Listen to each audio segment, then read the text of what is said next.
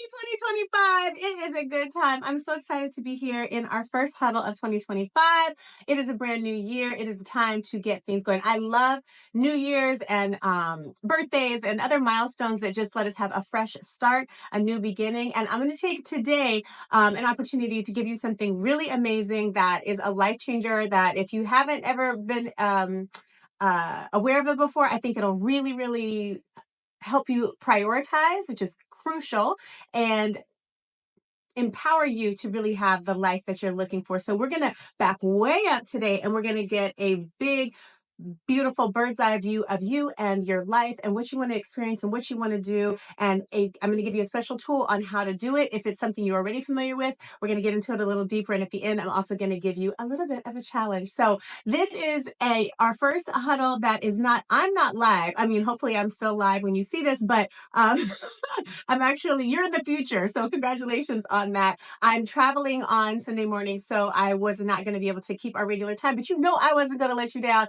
I was going to be here because your health is that important. So we're here to keep our healthy habits huddle commitment to keep checking in every week, keep anchoring into the life that you want to have, the health that you want to have, the wholeness that you want to experience, and all that good stuff. So what is the topic today?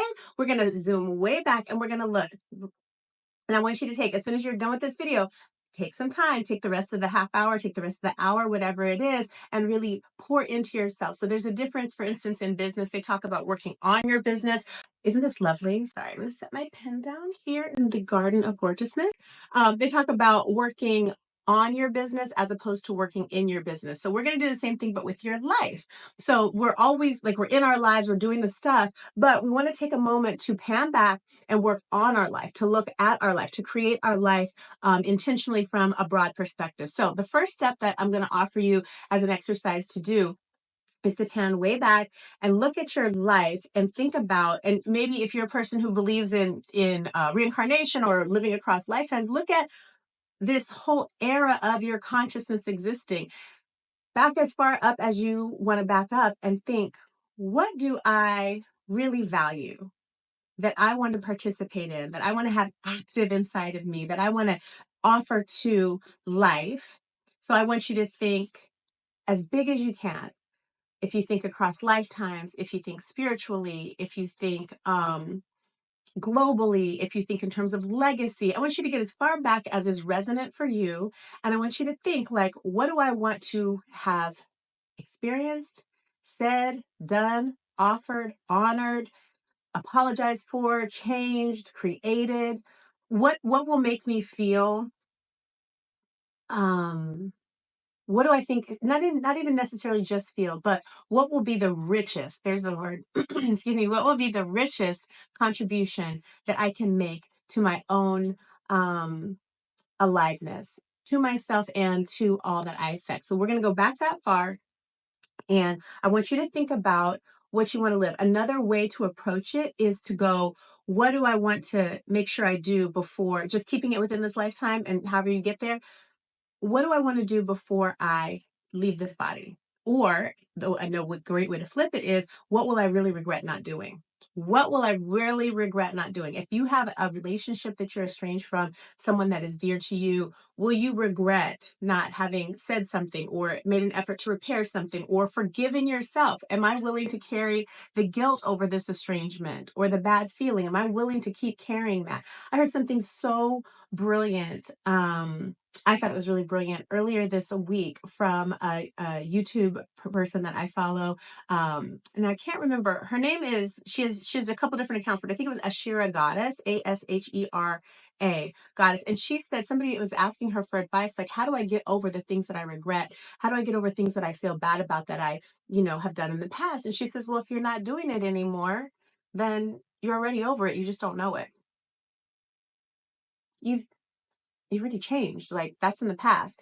She said, do you feel bad? She's like, sometimes we just don't know. We're just not there. She said, do you carry guilt and regret and feel bad about when you were a baby and you used to wet on yourself or used to use the potty, or you'd have an accident? No, that's just a part of what you needed to go through to get to where you are today. It's a learning process. And that's how it is in life. So I will offer you that if there are things that you regret or something like that, or you're feeling like something's holding you back, let it go.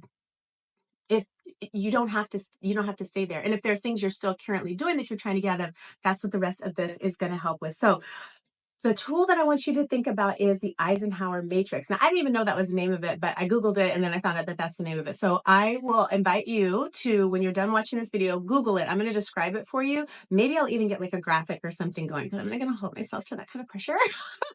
Hopefully, maybe I'll even be able to insert something here to show it to you. But the Eisenhower matrix is very simple. It's like a cross and has like four quadrants to it, right? And on the top are things that are important, and on the bottom is things that are not important. These are like things in your life. So things that are important go on the top, things that are not important go on the bottom. And then there's a left and right to it. And if you're looking at the page, the things on the left are things that are urgent, and the things on the right are things that are not urgent. So you end up having four squares. And if you're looking at a piece of paper, in the upper left will be things that are important because it's on the top line, right? And urgent. So these are fires. These are things that just have to get done right now. Urgent. There's like a fire in the kitchen. So right now in this moment, that needs our attention. It is both important because it could damage a lot of things. And it's also urgent because it's something that we have to handle right away. So also important. Also important. So on the top line, but not urgent. That is our golden zone. And I'm going to circle back to that one in a second. But let's go to the bottom rung. The bottom has on the left-hand side are things that are not important because it's on the bottom, and things that are urgent. So not important, urgent would be like your homegirl wants to call and complain about her, 19-year relationship that she's never going to get out of. It's urgent in that the call is happening right now and you have to make a decision. Do I pick up or do I not pick up? But it might not be important because this ain't going nowhere, for instance.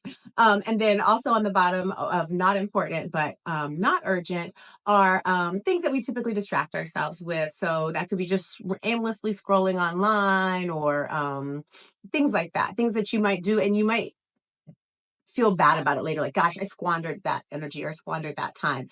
So some of your relationships, you might say, like, this is a really important relationship to me, and it's something that I want. There's something about that relationship that I want to do urgently. Well, if it's important, it goes on the top line, and if it's urgent, I need to take this person's call, or I need to go visit this person, or I need to acknowledge their birthday, or whatever it is, because there's a time thing on it, right?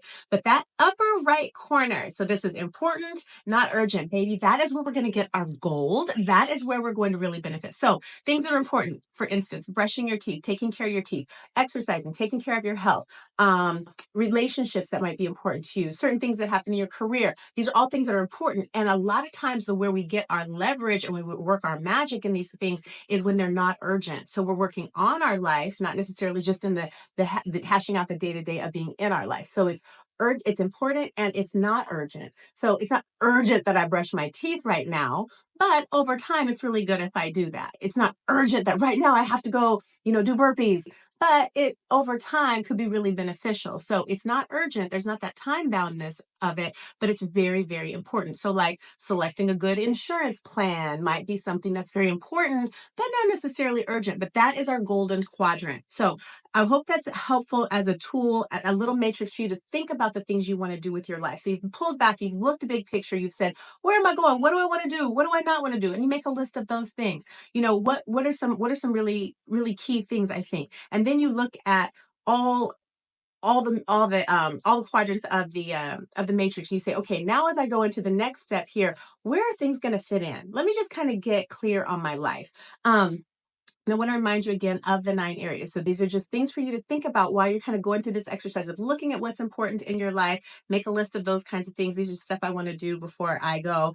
And then have your quadrant there, have your Eisenhower matrix there to look at. And then I want you to think about the 9 areas that we've talked about in the past. Physical health, spiritual, mental, emotional health, career, self-expression, having healthy career, healthy self-expression, self-care, healthy sex life, healthy relationship with money, finances, leveling up, like healthy ways of like elevating and living the kind of life that for you is really more authentic and more indulgent and more purely what is essential and is your essence, right?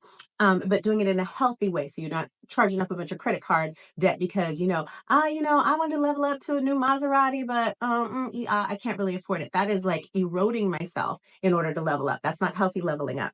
Healthy relationships are a big part of life. And then healthy self management, like managing daily stress, daily management of your life. So doing that in a healthy way, like work life balance, that kind of thing. So those are just 9 areas that I kind of created for you to be able to think about. Jot down in each of those areas where you have things that are really, really important to you that you really want to do in the big picture. So we have our lifetime thing, and we have our matrix that we're going to put things in. And then we have like, oh, what are all the things in these different areas that really kind of light me up? How am I doing here? How am I doing there? That's just to get you brainstorming and give you ideas.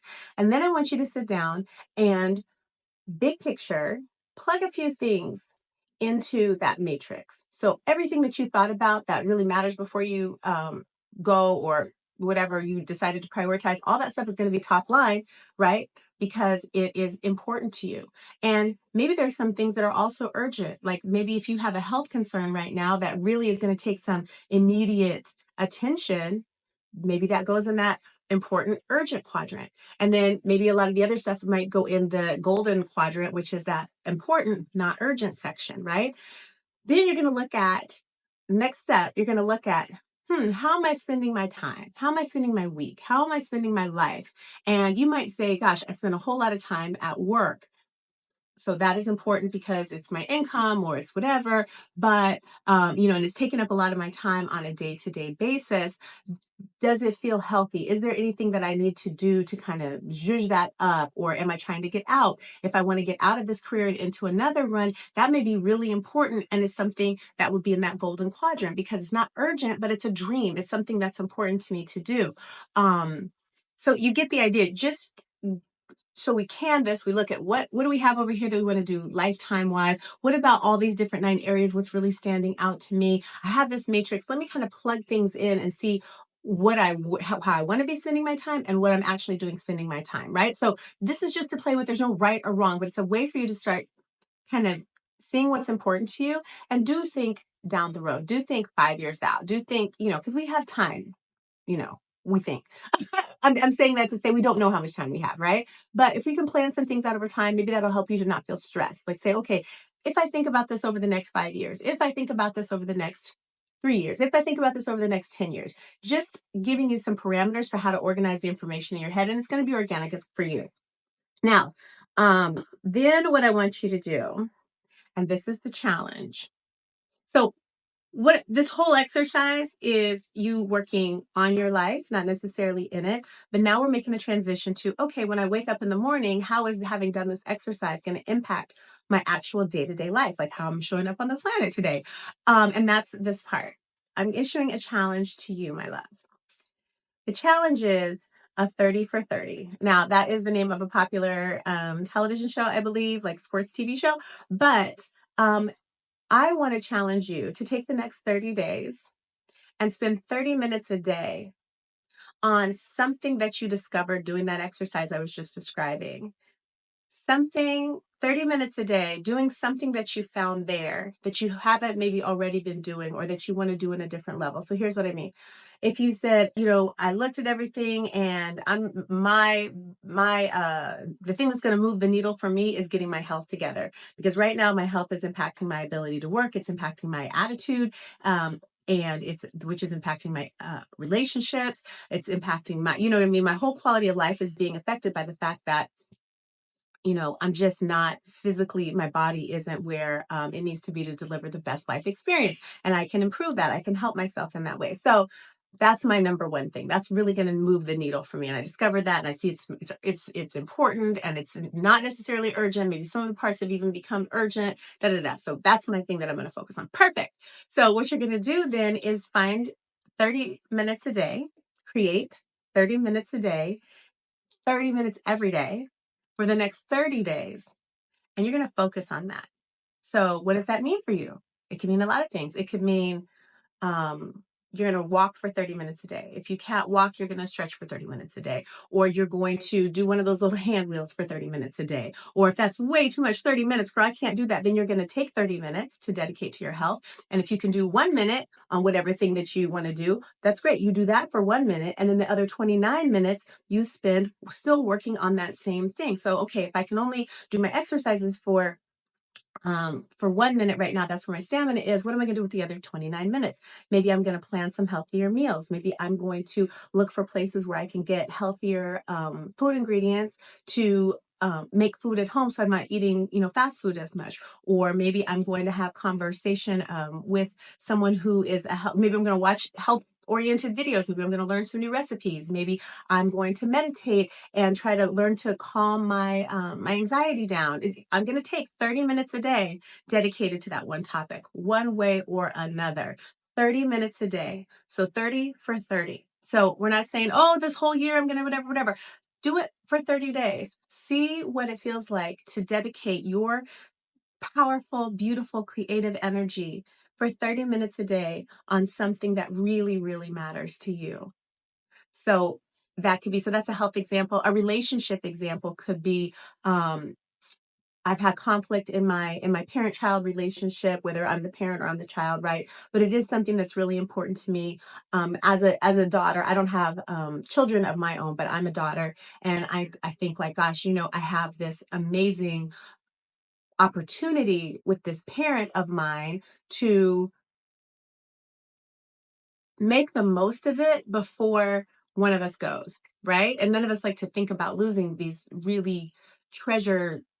relationships that are such treasures to us. But chances are, the wheel of life keeps going. At some point, there's going to be endedness or a new beginning, depending on how you look at death. But what I'm saying is, before I lose this relationship, I really want to enjoy it, and I want to treasure it, and I want to look back with a full feeling on how I engaged and what I did and all of that, right? And I'm in a position where that's safe for me, that relationship is safe for me. So there may be somebody else who has a tough relationship with a parent, but they're like, that parent just is not trustworthy, but I still want to heal that relationship because I'm still going to lose them and I have conflicting feelings and da, da, da, da. I'm not suggesting that you like rush back in to have a relationship with someone that, it's not there, but maybe you take that 30 minutes a day to heal yourself in relationship to that relationship, right?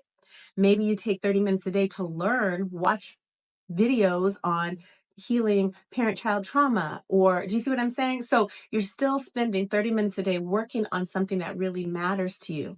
And so there are a million of them, but that is my challenge to you. A lot of people might say that, oh, 30 minutes a day just for a month. Why would I do that? If I'm not gonna do it for the rest of my life, I'm not gonna good luck with that. I hope that works out for you. But in my experience, we need challenges that are going to stretch us, but are also doable.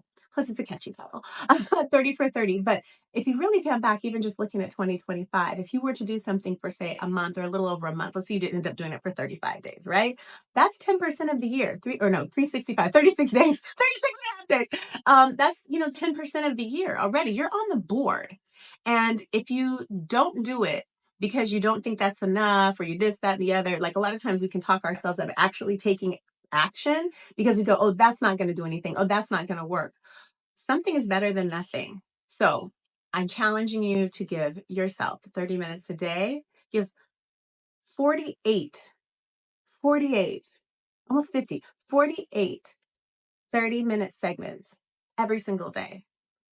Take one of those 48 and give it to yourself and give it to your dream and give it to your health. And that's it for the huddle. Happy 2025. Thank you for being here. I will be live back with you next Sunday, 10 o'clock Pacific, 1 o'clock Eastern. All right. Ciao, bella.